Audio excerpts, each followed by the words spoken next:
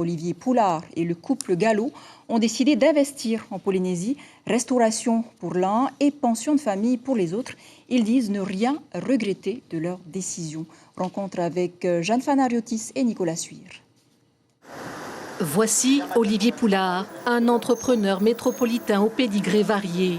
Ancien pilote de ligne, devenu exportateur de produits alimentaires, responsable d'une agence événementielle autour de la gastronomie, propriétaire de restaurants et à la tête de plusieurs activités d'épicerie fine et de boulangerie ne sont qu'une partie de ses activités. Il est sécurisé, il est automatisé, et puis c'est quelque chose de disponible avec une chape qui permet de mettre du poids.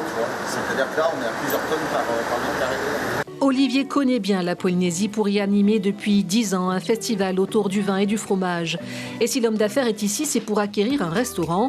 Pas question pour lui de laisser la Covid mettre son grain de sel dans ses affaires. Je vois l'accueil qui m'est réservé en tant qu'investisseur et j'ai une vraie envie de m'impliquer justement dans le tissu économique et de créer de l'emploi et de faire des choses pour les Polynésies et de rendre ce que la Polynésie m'apporte en termes d'accueil déjà depuis de nombreuses années. Comme lui, d'autres investisseurs ont jeté leur dévolu sur la Polynésie. Ce cabinet d'experts en cession et acquisition a vu se multiplier les offres d'achat en provenance de la métropole. Un couple a d'ailleurs signé sa promesse de vente de Bordeaux 2 jours avant le confinement.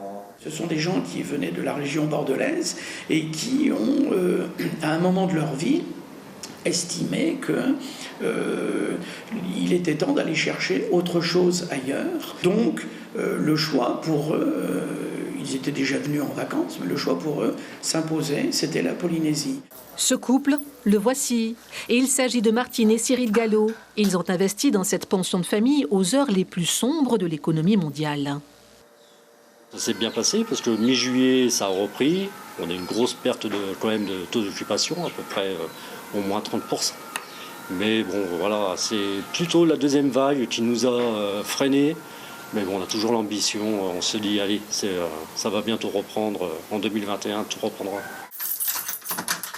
Ils sont nombreux à vouloir toucher du doigt de manière concrète l'investissement qui est le leur en Polynésie, une destination où des opportunités sont à saisir.